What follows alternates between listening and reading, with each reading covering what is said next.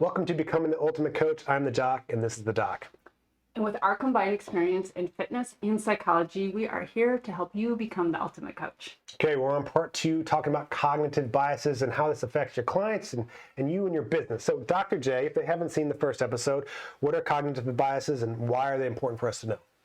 So cognitive biases, like a lot of things, like there's the good and the bad, right? So cognitive biases are great for us because their function is mental shortcuts. They're things that we start to go through like, oh, I recognize those words, or I recognize those cues. I already know what this is, or I already have some assumptions about it. And that helps us throughout the day kind of filter a lot of information and kind of send it in different directions of things that we feel like we already understand or know. The problem with them is that we can overuse them. Like anything else, our strengths can become our weaknesses.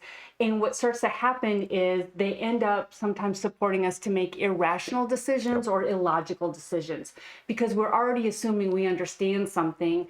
And again, today we're going to go into a few of them, and that'll kind of illustrate how these work. And also very important is it makes us have a better understanding of why our clients are being, let's say, difficult sometimes, why they're not changing their habits, because they have a lot of these biases. So it gives us a kind of a place to step back and kind of evaluate that and understand that, but also for ourselves and making decisions, because we all have that. So we're going to start off with illusory truth effect. So I think you learned this in sorcery school when you're getting your PhD. So like break this one down for me. Nice.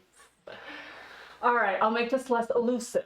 So illusory effect is really about when you hear something over and over again, let's say a rumor or something like that, that's not based on any fact, but you jump right in, you're like, absolutely, I believe this. And so it is this notion of hearing a rumor and believing it, regardless of any evidence around there, because so-and-so said it, your sister said it, and your trainer said it, and somebody said it, and it starts to become a reality for you. Yeah, and it's also important too, just because like so many of us are on social media and the things we click on, they send us more of those things. So it almost becomes this thing that's very true. And so we got to be careful about this because a lot of clients are coming in with this like preconceived notion of like, you know, X is the only way to lose weight. And there's a lot of different things we can go into, but like one that I see that's very common is like, well, I have to cut back my carbohydrates because, you know, I saw this doc talk about it. I read a book about it. My friend lost some weight doing this. And really it's kind of breaking down of like, okay, what is actually going on? And so kind of understanding this person, where they're coming from, and educating them on that. And it might take more than just one time. So just because like you're like, well, I'm an expert, they came from me, but it's this repetition that's key. Because they've heard it, you know, 5, 10, 20, 100 times. And just because you bring it up once might not be enough. So it's something that you might have to bring up several different times. And it's also like, okay, you're talking to them about it, but you can also just, you know, send them a article about that. You can recommend a book for them. Just figure out which way they want to learn, because they have to hear this many, many times to actually start to change that way that they're thinking. Absolutely. And a couple of things to think about here is that truly, for it to be the illusory effect, it's really typically the information is not actually based on any factual data. That's really tough to say to a client, you know, like, oh, Yep. well, that's just hard crap, right? Like, you know, this is just not right. You're wrong. Yeah. And so, but what you can say is, yes, that construct or that concept is very popular. We hear it a lot. However, it's been taken out of context because carbs play a role, but you have to have calories and all those types of things as part of the overall picture. So letting them know that what they've heard over and over again may be out of context, and to your point, then give them either more information or help them understand. That is true under certain conditions, the situation that you're in, the goal that you want to go in. This is actually what is specific and unique for you. And when you connect it to individualization, that's going to help. The other thing as a professional that you can do, because illusory effect is really propagated on this repetition as well, is what information are you putting out? Do you have accurate information that's actually based on something and not just something that you've seen work with 3 clients, so now you've created it as a reality for everybody? But what are actual facts that you can put out, whether it's on your social media, whether it's in an email or newsletter that you or your facility might put out? Where can you repeat accurate information? And to Scott's point too, when you're having conversations with them, one is not done. So I need to say when we're training, when we're having our 360 wellness coaching and we're meeting and looking at their overall life, how can I weave this in regularly so now I'm a source of factual information that will help them understand why to shift? And this is why I try to have a list of people that I'm continuously trying to learn from. You know, like Huberman has a great one, and you know, he just did like a 6-part series, 20 plus hours with Andy Galpin, and they were just going over, you know, hypertrophy training, strength training, endurance training, all these different things. And although I've been in this field almost 20 years now, I got to make sure that some of the things that I learned weren't just passed along because it was popular at one time, and then they taught it to another trainer, and they taught it to another trainer, but there's nothing really backing that up. So like, that's why I have like Dr. J to learn all the behavior science stuff. So when someone's like, oh, it takes 21 days to form a habit, and I'm like, not really, just because I learned from someone that actually knows the behavior science first. Like 21 days sounds nice.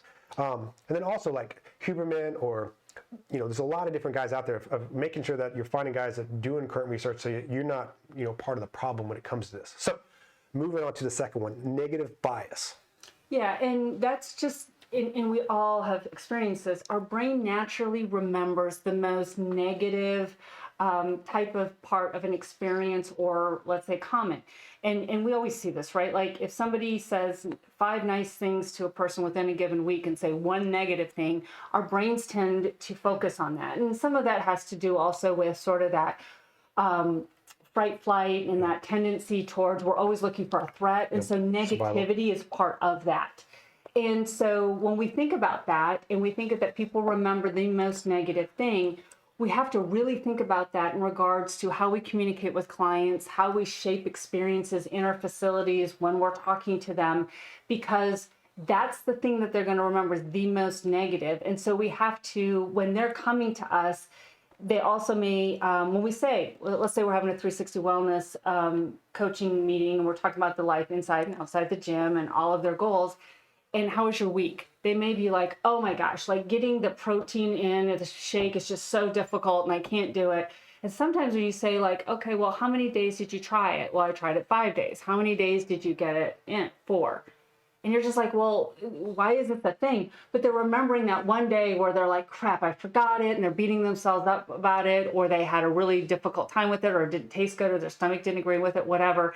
And that becomes the focus. And so we have to make sure that we understand that sometimes you got to peel those layers back and figure out what actually happened, and just understand that that's the part that's sticking in their head.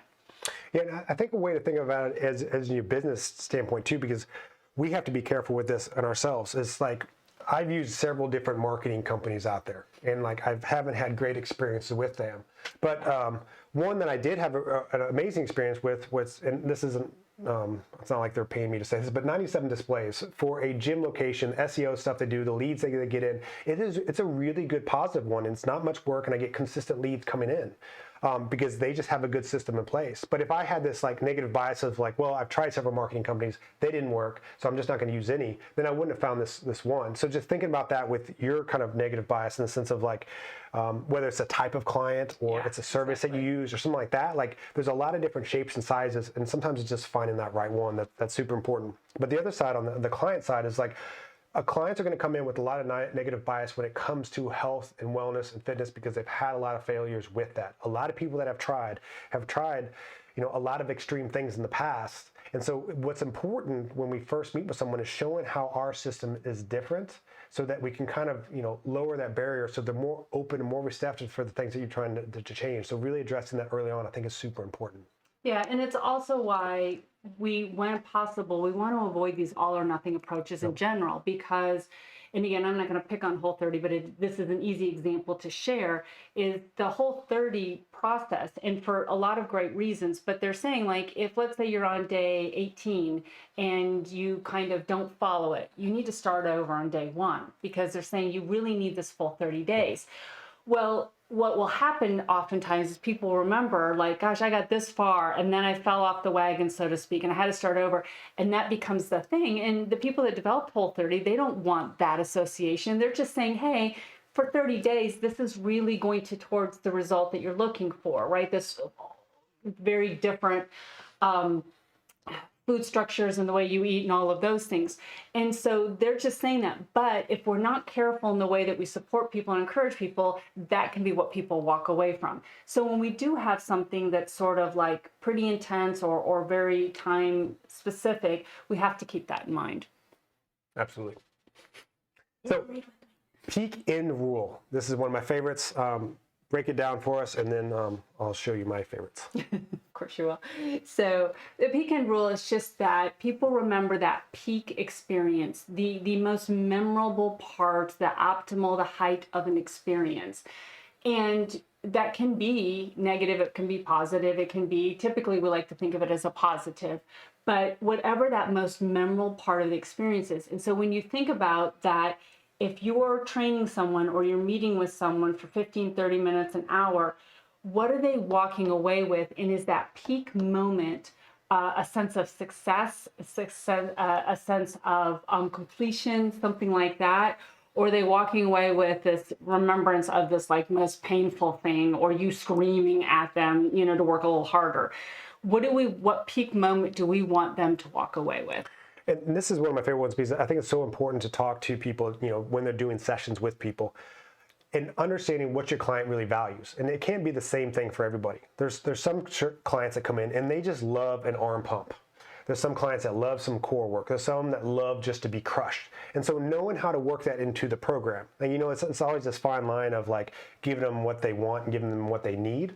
But if they really like that arm pump, finding a way to like finish with that because they remember it. Or if you do that ab session in the middle, that could be the peak moment. And then you're ending it with like, hey, you know, looking at my trainer eyes, you've upped your weight on these 3 different things. So it's like, it's finding these different ways to like highlight their sessions so they're leaving with a positive one.